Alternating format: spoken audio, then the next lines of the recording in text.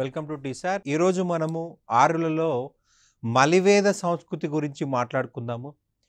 Already మనము ఆర్యుల యొక్క సాహిత్యం నేర్చుకున్నాము, తొలివేద సంస్కృతి నేర్చుకున్నాము. ఇప్పుడు మలివేద సంస్కృతి. మలివేద సంస్కృతి చూసినట్టయితే క్రీస్తుపూర్వం 1000వ సంవత్సరంలో ప్రారంభమైంది. క్రీస్తుపూర్వం 1000వ సంవత్సరం ప్రారంభమైంది, రైట్. మరియు అది 600 BC వరకు కొనసాగిందని చెప్పాల్సి ఉంటుంది, రైట్. మలివేద సంస్కృతి తొలివేద కాల పరిస్థితులన్నీ కూడా తారుమారైపోయిన కాలం ఇది. తొలివేద కాలంలో ప్రజలు సింధు మైదానంలో ఉంటే మలివేద కాలంకి వచ్చేసరికి గంగా యమునా నదిని దాటి వింధ్యా పర్వతాల వరకు కూడా వచ్చేసారు. ఈవెన్ సౌత్ ఇండియా వైపు కూడా వెళ్ళడం జరిగింది, రైట్. తూర్పు దిక్కుగా ప్రయాణం చేశారు. మనకి వైదేగ మాధవ అనే వ్యక్తి సహాయంతో తూర్పు దిశగా ప్రయాణం చేసి సధానిరా అనే నది వరకు వెళ్ళడం జరిగింది. సధానిరా అనే నది వరకు వెళ్ళడం జరిగింది. ఆ సధానిరా నదినే మనం ఇప్పుడు గండక్ అంటున్నాము. ఆ నది ప్రస్తుతం మనకు బీహార్ రాష్ట్రంలో ఉంది. అంటే ఆర్యులు పాకిస్తాన్ ప్రాంతం నుంచి బీహార్ ప్రాంతం వరకు వలస రావడం జరిగింది, రైట్. ఈ మాధవుడు అనేవాడు విదేహ రాజ్యాన్ని పరిపాలించడం వల్ల విదేహ మాధవ లేదా వైదేగ మాధవ అన్నారు. విదేహ మాధవ లేదా మైదేగ మాధవ, రైట్. విదేహ రాజ్యం యొక్క రాజుగా మారిపోయాడు, రైట్. మనం ఎలాగైతే తొలివేద కాలంలో రాజకీయ పరిస్థితులు నేర్చుకున్నామో ఇక్కడ కూడా అలాగే రాజకీయ పరిస్థితులు, సామాజిక పరిస్థితులు, ఆర్థిక పరిస్థితులు, మత పరిస్థితులు నేర్చుకుందాము. ఫస్ట్ మనం రాజకీయ పరిస్థితి గురించి మాట్లాడుకుందాము. మలివేద కాలంలో తెగలంతా కూడా ఇక్కడ తూర్పు ప్రాంతాలకు వలస వెళ్ళడం జరిగింది, రైట్. మలివేద కాలం నాటి నాయకుడు నియంతగా మారి యజ్ఞయాగాదులు చేయడం ద్వారా రైట్ బలవంతుడైపోయాడు. సో ఈ యొక్క రాజుని ఏమని పిలిచారయ్యా అంటే సామ్రాట్ అని పిలవడం జరిగింది. సామ్రాట్ అని పిలిచారనమాట. రాజు పదవి వంశపారపర్యంగా మారిపోయింది. ఒక వ్యక్తి రాజు అయిపోతే అతని తర్వాత అతని కుమారుడు రాజు అవుతాడు. అతను చనిపోతే అతని కుమారుడు రాజు అయిపోతాడు. దాన్నే వంశపారపర్యం అంటున్నాము. రాచరికం అనేది ఏర్పడింది. మనకి తొలివేద కాలంలో గణతంత్ర వ్యవస్థ అని చెప్పుకున్నాం, కానీ ఇక్కడికి వచ్చేసరికి రాచరికం ఏర్పడింది. రాజు చనిపోతే రాజు కొడుకు రాజు అవుతాడు, వాడి కొడుకు వాడి కొడుకు వాడి కొడుకు, అట్లా కొన్ని జనరేషన్స్ వరకు కూడా ఈ యొక్క కొనసాగుతూ ఉంది. మరి యొక్క బలవంతుడు వచ్చేసి అతన్ని చంపేసి ఇంకొక కొత్త రాజ్యం స్టార్ట్ చేస్తాడు. దాన్నే వంశం పారపర్యము, హెరిడిటరీ అని చెప్పేసి అంటాము. రాజుకి సహాయంగా తొలివేద కాలం నాటి మంత్రులందరూ ఉన్నారు. పురోహిత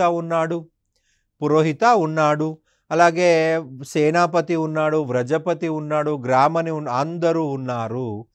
ఇక్కడ ప్రధానంగా చూసినట్లయితే తెగలు ఒక దగ్గరికి వచ్చేసాయండి, రైట్. బలమైన తెగలు ఏర్పాటు చేశాయి. బెస్ట్ ఎగ్జాంపుల్ పురు తెగ. ఈ పురు తెగ అనేది భరత తెగతో విలీనమైపోయి కొత్త తెగ పుట్టింది. ఆ కొత్త తెగ పేరే కురు తెగ, రైట్. మనకి మలివేద కాలంలో అభివృద్ధి చెందిన తెగ కురు జనపదం అని చెప్పాల్సి ఉంటుంది. కురు జనపదము. తొలివేద కాలంలో జనాలకు ప్రాధాన్యత ఉంది. మలివేద కాలంకి వచ్చేసరికి భూమికి ప్రాధాన్యత ఏర్పడింది, రైట్. పదము స్థిర నివాసము, జనపదము, తొలి రాజ్యాలు అంటున్నాము. తొలి రాజ్యాలు, రైట్. మొట్టమొదటిసారిగా భారతదేశంలో తొలి రాజ్యాలు మలివేద కాలంలో ఏర్పడ్డాయి, రైట్. ఎప్పుడైతే మలివేద కాలంలో తొలి రాజ్యాలు ఏర్పడ్డాయో రాజు తన పదవిని స్ట్రెంథెన్ చేసుకునే పరిస్థితి చేశాడు, రైట్. రాజుని నియంత్రించే సభల ప్రాధాన్యతను తగ్గించేశాడు. మనకి ప్రధానంగా చూస్తే సభా సమితి తొలివేద కాలంలో రాజుని నియంత్రించేవి. మలివేద కాలంకి వచ్చేసరికి ఆ రెండు ప్రాధాన్యతను కోల్పోయాయి, ప్రాముఖ్యతను కోల్పోయాయి. మనము 4 సభల గురించి చెప్పుకున్నాం: సభా, సమితి, విధాత, గణ. అయితే ఇక్కడ సభా సమితి ఉన్నాయి అంటే ఉన్నాయి, కానీ విధాత గణ కనిపించకుండా పోయాయి అన్నమాట, రైట్. సో ఇక్కడ చూడండి, సభా సమితి అనేది మాత్రమే పేరుకు మాత్రమే ఉన్నాయి, విధాత గణ కనిపించకుండా పోయాయి. ఈ కాలంలో ద్వాదశ రత్నిన్ అనే నూతన అధికారులు వచ్చారు. నూతన అధికారులు 12 మంది. ద్వాదశ అంటే 12 అండి. వాళ్ళ చేతికి ఉంగరాలు పెట్టుకున్నారు. ఉంగరాలకి రత్నాలు పొదిగారు. సో ద్వాదశ రత్నిని అన్నారు. ప్రజల నుండి వసూలు చేసిన పన్నులు బలి, బాగా. బలి అంటే రాజు గౌరవార్థం చెల్లించే స్వచ్ఛందమైన పన్ను. బాగా రైట్, రాజు ప్రజలని కాపాడుతున్నాడు, రాజ్యాన్ని కాపాడుతున్నాడు కాబట్టి అతని భాగం అతనికి ఇవ్వాల్సి ఉంటుంది. అతని భాగం అతనికి ఇవ్వాల్సి ఉంటుంది. బాగా అనే పన్నును వసూలు చేయుటకు బాగదూగా అనే అధికారిని నియమించారు. బాగదూగా అనే అధికారిని నియమించడం జరిగింది. ఉగ్ర లేదా జీవగ్రీవ శాంతి భద్రతల అధికారి. శాంతి భద్రతలను కాపాడాలి. సింపుల్గా చెప్పాలంటే పోలీస్ అని చెప్పాల్సి ఉంటుంది. పోలీస్ అని చెప్పాల్సి ఉంటుంది. రైట్, శాంతి భద్రతలు కాపాడే వ్యక్తి పోలీస్. సో శాంతి భద్రతల అధికారి జీవగ్రీవ, ఉగ్ర. ఈ కాలంలో భూమి కోసం మాత్రమే యుద్ధాలు జరిగేవి. భూమి కోసం మాత్రమే యుద్ధాలు జరిగేవి. రైట్, మనకి తొలి వేద కాలంలో పశువుల కోసం యుద్ధం జరిగిందని చెప్పుకున్నాం, గవిస్తి అని చెప్పుకున్నాం. రైట్, ఈ కాలంకి వచ్చేసరికి భూమి కోసం యుద్ధం జరిగింది. సో రాజుని భూపాల అని కూడా పిలవచ్చు. భూమిని పాలించేవాడు భూపాలుడు. రైట్, భూమిని పాలించేవాడు భూపాలుడు.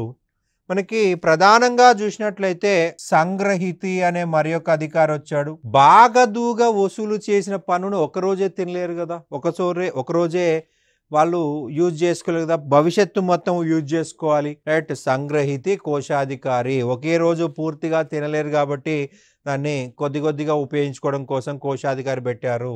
అలాగే మధ్యామసి, తగాదాలు తీర్చేవాడు. సింపుల్గా చెప్పాలంటే న్యాయమూర్తి. న్యాయమూర్తి, మధ్యవర్తి లేదా తగాదాలు తీర్చేవాడు. జడ్జ్ అని చెప్పుకోవచ్చు. జడ్జ్ అని చెప్పుకోవచ్చు. ఈ కాలంలో మనకి బెస్ట్ ఎగ్జాంపుల్ అంటే మహాభారత యుద్ధం. కౌరవులు పాండవులు భూమి కోసం, రాజ్యం కోసం యుద్ధం చేశారు. కౌరవులు పాండవులు రాజ్యం కోసం యుద్ధం చేయడం జరిగింది. రైట్, తెగలు ఒక్క దగ్గరికి వచ్చి బలమైన తెగలు ఏర్పాటు చేసి రైట్ జనపదాలు ఏర్పాటు చేయడం జరిగింది. వారసత్వం అయిపోయింది. రాజుకి అత్యధిక బలం ఏర్పడింది. రైట్, రాజు ఇక్కడ సైన్యాన్ని నిర్వహించాడు. రాజు యుద్ధానికి సైన్యము. రైట్, సిద్ధ సైన్యం అనేది ఏర్పడింది. మనం తొలివేద కాలంలో ఏం చెప్పుకున్నాము? తెగలోని పురుషులందరూ యుద్ధానికి వెళ్ళాల్సిందే. రైట్, కానీ ఇక్కడ ఏమైందంటే సైన్యానికి ప్రత్యేకత వచ్చేసింది. సిద్ధ సైన్యాన్ని ఏర్పాటు చేయడం జరిగింది. ఇక నెక్స్ట్ సమాజ పరిస్థితులు లేదా సామాజిక పరిస్థితులు. మలివేద కాలం నాటి సమాజం చూసినట్లయితే ఇక్కడ కూడా మనకి పితృస్వామిక వ్యవస్థ కనిపిస్తుంది. కానీ అసమానతలు ప్రారంభమైపోయాయి.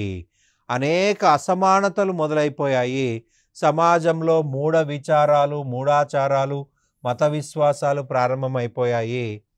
అందులో ముఖ్యంగా బాల్య వివాహాలు. మనకి ఋగ్వేదం ప్రకారం చూసినట్లయితే 16 లేదా 17 సంవత్సరాలు దాటిన తర్వాతే పెళ్లి చేయాలి. కానీ మలివేద కాలంకి వచ్చేసరికి ఈ నిబంధనపై ఎవరు పట్టించుకోలేదు. బాల్య వివాహాలు చేశారు. పుట్టగానే పెళ్లి చేశారు. 3 సంవత్సరాలు పెళ్లి చేశారు, 5 సంవత్సరాలు పెళ్లి, అంత చిన్న పిల్లలకి వివాహాలు చేశారు. సతీ సహగమనము ప్రారంభమైనది. బాల్య వివాహాలు ప్రారంభమయ్యాయి, సతీ సహగమనం ప్రారంభమైంది. భర్త చచ్చిపోయిన తర్వాత భర్త శరీరంతో పాటు చితిమంటలో దూకి మరణించాల్సిందే. రైట్, బాల్య వివాహాలు ప్రారంభమయ్యాయి, సతీ సహగమనం ప్రారంభమైంది. రైట్, వితంతు పునర్వివాహం రద్దయింది. రైట్, మహిళలు తమ స్వేచ్ఛను కోల్పోవడం జరిగింది. స్వేచ్ఛను కోల్పోయి కుటుంబానికి పరిమితమైపోయారు.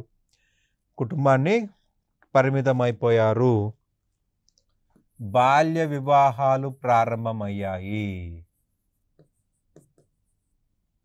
అలాగే సతీ సహగమనం ప్రారంభమైంది. మనకి ఎగ్జామ్లో ఏమడగవచ్చు అంటే సతీ సహగమనం గురించి చెప్పబడిన మొదటి గ్రంథం ఋగ్వేదము. కానీ ఋగ్వేద కాలంలో ఈ యొక్క సతీ సహగమనం అమలులో లేదు. మలివేద కాలంలో మాత్రమే అమల్లో వచ్చింది. భర్త చనిపోయిన తర్వాత భర్త శరీరంతో పాటు చితిమంటలో దూకి చనిపోవాల్సిందే. దాన్నే సతీ సహగమనం అంటున్నాము. మహిళ తన హక్కులను కోల్పోవడం జరిగింది. నియోగా పద్ధతి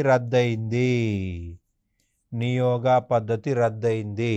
నియోగా అంటే ఏం చెప్పుకున్నామండి? తొలివేద కాలంలో భర్త చనిపోయిన తర్వాత భర్త యొక్క సోదరుని పెళ్లి చేసుకోవడం, అది కూడా ఒక కండిషన్ మేరకు, పిల్లలు లేకపోతే. కానీ ఇక్కడ అటువంటి కండిషనే లేదు, అసలు పునర్వివాహాలే లేవు. నియోగా పద్ధతి కూడా రద్దయిపోయింది. వితంతు పునర్వివాహం అనేది లేదు. రైట్, నియోగా పద్ధతి కూడా లేదు. రైట్, నియోగా పద్ధతి రద్దయింది. మనకి ఉన్నత కులాల వారి హక్కులున్నాయి, తక్కువ కులాల వారి హక్కులు రద్దయిపోయాయి. అనులోమ కులాంతర వివాహ పద్ధతి మరియు బహుభార్యాత్వం ఉంది. మనకి ఉన్నత కులాల వాళ్ళ యొక్క హక్కు అనులోమ కులాంతర వివాహ పద్ధతి. ఉన్నత వర్ణానికి చెందిన పురుషుడు బ్రాహ్మణ, క్షత్రియ, వైశ్య, తక్కువ వర్ణానికి చెందిన వాళ్ళని పెళ్లి చేసుకోవచ్చు. బ్రాహ్మణ పురుషుడు క్షత్రియ మహిళను కానీ, వైశ్య మహిళను కానీ, శూద్ర మహిళను పెళ్లి చేసుకోవచ్చు. క్షత్రియ పురుషుడు వైశ్య మహిళను కానీ, శూద్ర మహిళను పెళ్లి చేసుకోవచ్చు. వైశ్య పురుషుడు శూద్ర మహిళను పెళ్లి చేసుకోవచ్చు. దాన్ని అనులోమ కులాంతర వివాహ పద్ధతి అంటాం. పైనుంచి కిందికి రావడం ఉంది.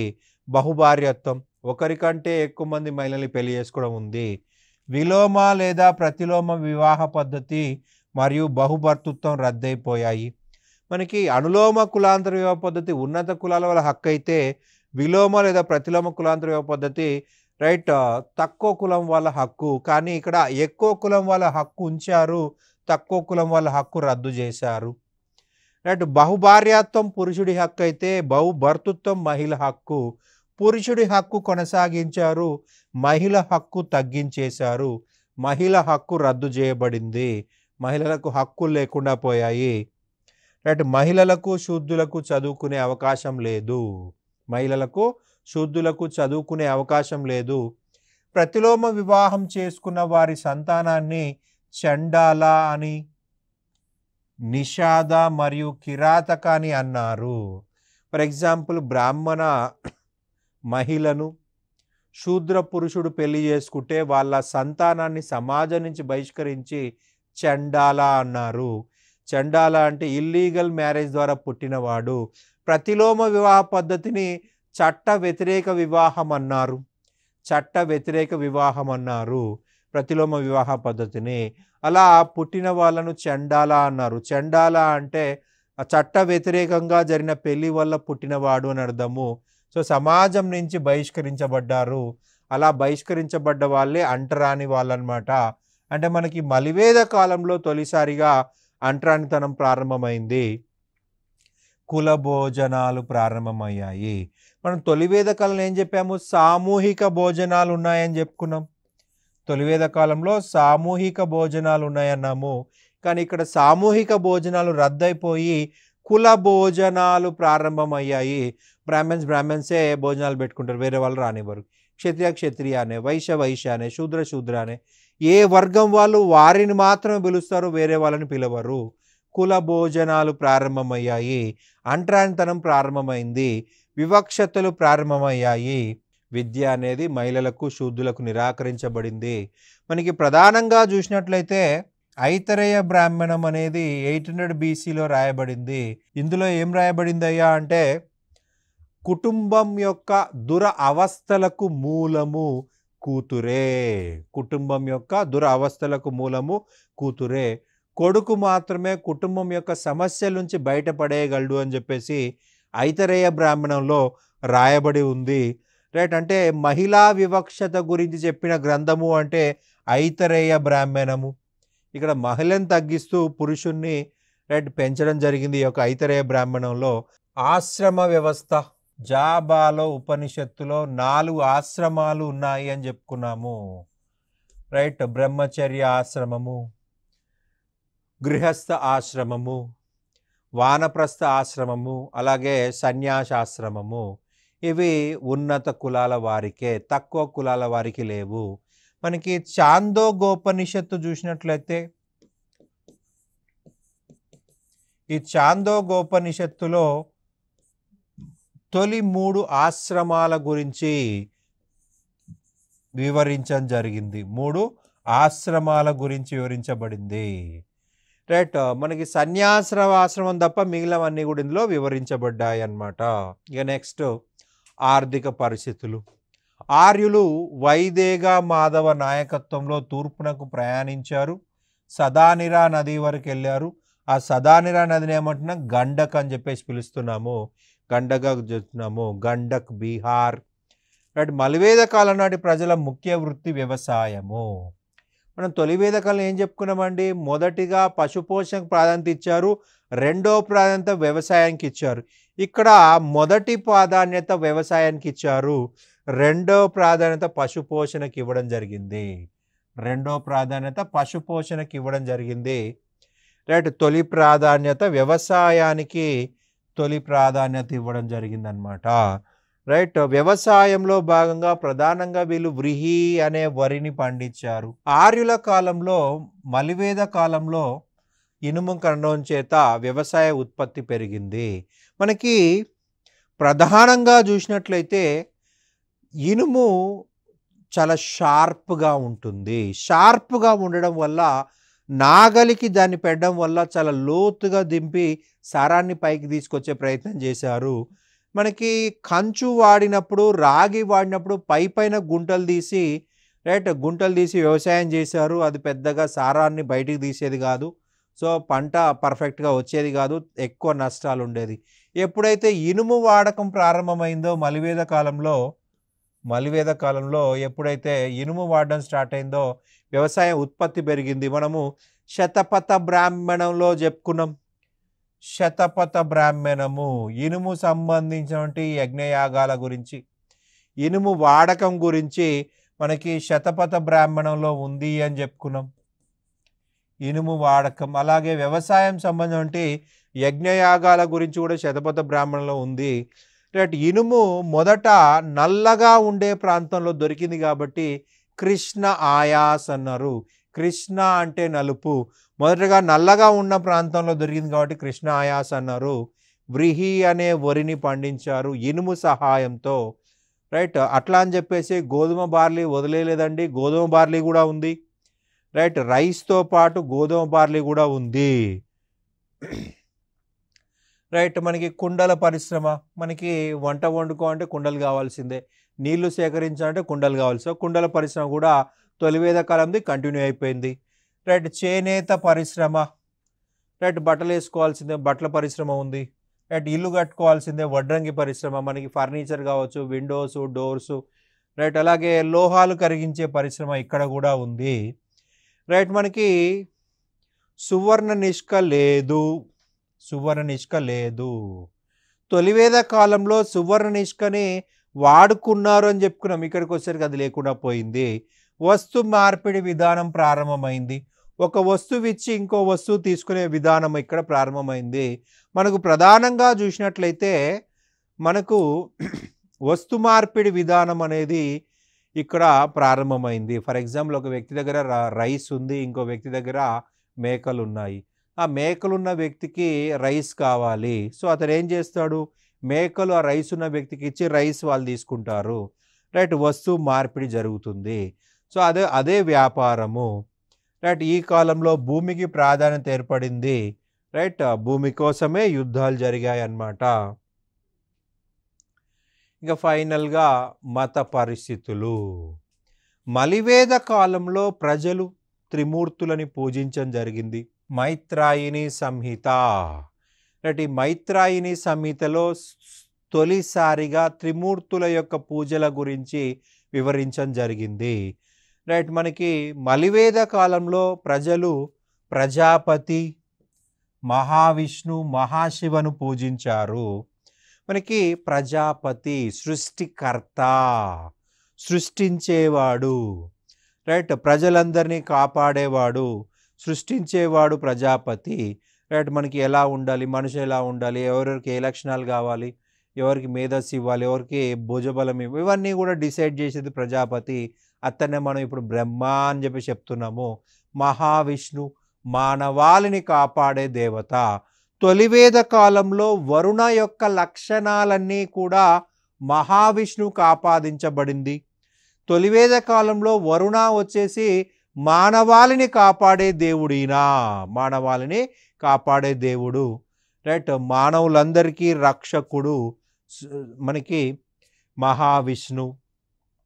స్థితికారకుడు, రైట్. మహాశివ చెడుని నాశనం చేసే దేవత, చెడుని విధ్వంసం చేసే దేవత, రైట్. మనకి తొలివేద కాలంలో అసురులని నాశనం చేసేవాడు వరుణ అని చెప్పుకున్నాము, రైట్. అసుర మర్దన అని అతని ఫీచర్స్ ఇక్కడ మహాశివకి ఇవ్వడం జరిగింది. చెడు నాశనం చేస్తాడు. సింపుల్గా చెప్పాలంటే సృష్టించేవాడు ప్రజాపతి, మహావిష్ణు స్థితి కాపాడేవాడు, కాపాడే దేవత, మహాశివ లయ, శివుణ్ణి లయకారకుడు అని చెప్పేసి అంటారు. సృష్టి స్థితి లయ ఈ 3 పదాలతోటి ఒక త్రిమూర్తుల వివరణ అనేది మనకు కనిపిస్తుంది. రైట్. మలివేద కాలం చూసినట్లయితే ఈ ముగ్గురే ప్రధాన దేవతలు. మరి తొలివేద కాలం నాటి 33 దేవతలు ఎట్టిపోయారు? రైట్. సింపుల్ అండి, వాళ్ళు అష్టదిక్పాలకులు అయిపోయారు. అట్లాగే వీళ్ళ కింది స్థాయికి వచ్చేసారు. రైట్. ప్రజాపతి, మహావిష్ణు, మహాశివ యొక్క కింది స్థాయికి వచ్చేసారు. ఈ యొక్క ఇంద్ర, వరుణ, అగ్ని, వాయు, మిత్ర, సోమ, మారుత్స్ ఎక్సెట్రా ఎక్సెట్రా ఎక్సెట్రా వాళ్ళంతా కూడా ఇతని కింది స్థాయికి వచ్చేసారనమాట. ఈ ముగ్గురే ముఖ్యమైన దేవతలు. మలివేద కాలంలో పుషాన్ అనే దేవతను శూద్రులు పూజించారు. శూద్రులు పూజించడం జరిగింది. శూద్రుల దేవత పుషాన్, శూద్రుల యొక్క దేవత, శూద్రులు మాత్రమే పూజించారు. రైట్. ఇక మనకి ఫైనల్గా ఎందుకు పూజలు చేస్తారు, పర్పస్ ఏంటి, ఏ పర్పస్ తోటి పూజలు చేస్తారు? సింపుల్ అండి, విపరీతంగా యజ్ఞయాగాలు చేయబడ్డాయి. యజ్ఞయాగాల్లో జంతు బలి విపరీతంగా జరిగింది. అశ్వమేధ యాగము, రాజసూయాగం, ఇట్లా అనేక యజ్ఞయాగాల్లో పశువులని బలిచ్చారు. ఆ పశువులని డబ్బున్నవాడంటే చేస్తాడు, మరి పేదవాని పరిస్థితి. ఫర్ ఎగ్జాంపుల్, ఒక పిల్లోడు పుట్టాడు, ఆ పిల్లవాడికి పేరు పెట్టాలి, సో నామకరణ ఉత్సవం చేయాలి. సో నామకరణ ఉత్సవంలో ఒక పశువుని బలి ఇవ్వాలి. మరి డబ్బున్నోడు బలి ఇస్తాడు, పేదవాని పరిస్థితి ఏంటి? రైట్. మనకి ప్రతి పనికి పెళ్ళి చేయాలి, పశువులు బలి ఇవ్వాలి. చనిపోయాడు, పశువుని బలి ఇవ్వాలి. రైట్. పిల్లోడు పుట్టాడు, అంటే ప్రతి పనికి యజ్ఞయాగమే, ప్రతి పనికి జంతు బలే. విరక్తి చెందారు. మోక్ష సాధన కోసం ఈ యొక్క త్రిమూర్తులని పూజించారు. మోక్ష సాధన కోసం. మోక్షం అంటే ఏం చెప్పుకున్నామండి? మోక్షం అంటే చనిపోయిన తర్వాత జన్మ లేకపోవడమే మోక్షము. చనిపోయిన తర్వాత మళ్ళీ జన్మ లేకపోవడం. జీవితం అంతా దుఃఖమయం అని చెప్పేసి వాళ్ళు భావించారు. ఈ దుఃఖమయ జీవితం నుంచి బయటపడడమే, మళ్ళీ జన్మ లేకపోవడమే మోక్షం అని చెప్పేసి, రైట్. ఈ మోక్ష సాధన కోసం త్రిమూర్తుల్ని పూజించడం జరిగింది. ఇక నెక్స్ట్ చూసినట్లయితే విపరీతంగా యజ్ఞయాగాలు చేశారు. ప్రతి యజ్ఞయాగంలో జంతు బలి ఉంది. ఈ మితిమీరిన హింస వల్ల మోక్షం కోసం పూజలు చేశారు. రైట్. ఆర్య సంస్కృతిని తూర్పు భాగాలకు తీసుకెళ్ళింది వైదేహ మాధవుడు. ఆర్య సంస్కృతిని దక్షిణ దేశాన్ని తీసుకెళ్ళినవాడు అగస్త్యుడు. తమిళనాడుకు తీసుకెళ్లిన వ్యక్తి అగస్త్యుడు. రైట్. మనకి ఋగ్వేదంలోని నదుల పేర్లు, రైట్. సింధు, రావి, పరుష్ని, లేదా దాన్ని ఐరావతి అని కూడా అన్నారు. చీనాబ్ అసికిని, జీలం వితస్తా, బియాస్ విపాసా, సట్లెజ్ సతుద్రి, సరస్వతి నదీమాత. నదులకే తల్లి వంటిది సరస్వతి, నదులకే తల్లి వంటిది సరస్వతి నదీమాత. రైట్. ఇక ఫైనల్గా అథర్వణ వేదంలో చెప్పబడ్డటువంటి 8 రకాల వివాహాల గురించి మనము గుర్తుపెట్టుకోవాలి. మనకు గతంలో క్వశ్చన్స్ అడగడం జరిగింది. బ్రహ్మ వివాహము ఒకే సమూహంలోని పెద్దల అంగీకారంతో లాంఛనంగా జరిగే వివాహము. మనకి బ్రాహ్మణ్స్ అయితే బ్రాహ్మణ్స్, ఇది యాక్చువల్గా బ్రాహ్మణ్స్ కోసమే. బ్రాహ్మణ వర్గంలోని ప్రజలు ఇక్కడ వధువు వరుడు ఇద్దరు కూడా పెద్దల అంగీకారంతో జరిగే వివాహమే బ్రహ్మ వివాహం. దైవ వివాహం పూజ చేసిన బ్రాహ్మణుడికి దక్షిణగా ఆ యజ్ఞం చేపించుకున్నటువంటి వ్యక్తి తన కూతురునిచ్చి వివాహం చేయటము, రైట్, దక్షిణ ప్లేస్లో తన కూతురునిచ్చి పెళ్లి చేస్తాడు, దాన్నే దైవ వివాహము. ప్రజాపత్య వివాహం వరకట్నం కానీ కన్యాశుల్కం కానీ లేకుండా పెళ్లి చేసుకోవడం, రైట్, అబ్బాయి కట్నం కానీ అమ్మాయి కట్నం కానీ లేకుండా పెళ్లి చేసుకోవడము. ఇక నెక్స్ట్ ఆర్ష వివాహం, గోవును లేదా ఎద్దును వధువు తండ్రికి ఇచ్చి వధువును పెళ్లి చేసుకోవడము ఆర్ష వివాహము. ఆర్ష వివాహము. నెక్స్ట్ చూసినట్లయితే గాంధర్వ వివాహము, ప్రేమ వివాహము, పెద్దల సంబంధం లేకుండా చేసుకునే ప్రేమ వివాహము. అబ్బాయికి అమ్మాయికి ఇష్టం, ఉంగరాలు మారిస్తే పెళ్ళైపోతుంది. మనకి ఈ 5వది క్షత్రియుల కోసము. క్షత్రియుల కోసము మొదటి 4 బ్రాహ్మణులకు మాత్రమే, మొదటి 4 బ్రాహ్మణులకు మాత్రమే, 5వది క్షత్రియులకు మాత్రమే. మనకి ప్రజెంట్ ఎంగేజ్మెంట్ అని చేస్తున్నారు, ఎంగేజ్మెంట్లో ఉంగరాలు మారుస్తున్నారు అంటే అది వివాహం అయిపోయినట్లే, రైట్. అది యాక్చువల్గా గంధర్వ వివాహము, క్షత్రియులకు మాత్రమే, కానీ ఇప్పుడు అందరూ చేసుకుంటున్నారు. అసుర వివాహం అనగా అని చెప్పేసి ఎగ్జామ్లు అడగడం జరిగింది. వధువును కొనుగోలు చేసి వివాహం చేసుకోవడం, రైట్, కన్యాశుల్కము. కన్యాశుల్కము వధువుని కొనుగోలు చేసి, ఇది మనకు వైశ్యులకు మాత్రమే. రాక్షస వివాహం అమ్మాయికి ఇష్టమే అబ్బాయికి ఇష్టమే, కానీ అమ్మాయి తల్లిదండ్రులకు ఇష్టం లేదు, అబ్బాయి తల్లిదండ్రులకు ఇష్టం లేదు. సో వాళ్ళిద్దరూ లేచిపోయి పెళ్లి చేసుకుంటారు. అబ్బాయికి ఇష్టమే అమ్మాయికి ఇష్టమే, కానీ వాళ్ళ తల్లిదండ్రులకు ఇష్టం లేదు. సో లేచిపోయి పెళ్లి చేసుకోవడమే రాక్షస వివాహము. ఇక 8వది పైశాచిక వివాహము, నిద్రలో ఉన్న స్త్రీని లేదా మతిస్థిమితం లేని మహిళను తన ఇష్టం లేకుండా వివాహం చేసుకోవడము. తనకి ఇష్టం లేకుండా వివాహం మహిళ అనుమతి లేకుండా పెళ్లి చేసుకునే విధానము. అథర్వణ వేదంలో ఈ 8 వివాహాల గురించి వివరించడం జరిగింది, రైట్. ఇది మనకు ఈ యొక్క మలివేద సంస్కృతి యొక్క వివిధ విధానాలు అన్నమాట. మలివేద కాలంలో ఉన్నటువంటి వివిధ పరిస్థితుల గురించి ఇలా డిస్కస్ చేసుకున్నాము, రైట్. ఇవి మనకు ఖచ్చితంగా గత ఎగ్జామ్స్ రిపీటెడ్గా వస్తున్నాయి. So we have to carefully చదవాల్సి ఉంటుంది, రైట్. Thank you.